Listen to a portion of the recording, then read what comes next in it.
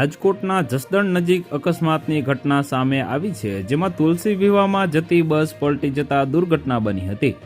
અકસ્માતની ઘટનામાં 22 લોકો ઇજાગ્રસ્ત થતા સારવાર માટે હોસ્પિટલમાં ખસેડવામાં આવ્યા છે। બસ પલટી જતા 22 લોકો ઇજાગ્રસ્ત થયા છે। મળતી માહિતી મુજબ જસાપરથી નવાગામ ખાતે તુલસી વિવાહના પ્રસંગમાં જમણવારમાં જતી એક ખાનગી બસને જીઓપર ગામ નજીક અકસ્માત નડ્યો હતો। બસ ચાલકે સ્ટીયરિંગ પરથી કાબુ ગુમાવતા બસ પલટી મારી ગઈ હતી। અકસ્માતની ઘટનામાં બસમાં સવાર ઘણા લોકો ઇજાગ્રસ્ત થયા હતા। ઘટનાને પગલે સ્થાનિકો દોડી આવ્યા હતા અને તાત્કાલિક ઇજાગ્રસ્તોને સારવાર માટે હોસ્પિટલમાં ખસેડવામાં આવ્યા છે, જ્યારે અકસ્માત અંગે આટકોટ પોલીસને જાણ કરવામાં આવી હતી। તો વધુ માહિતી મેળવવા માટે ચેનલ સાથે જોડાયેલા રહો। વિડીયો પસંદ આવે તો લાઇક કરી દેજો, ચેનલમાં નવા છો તો સબસ્ક્રાઇબ કરી દેજો।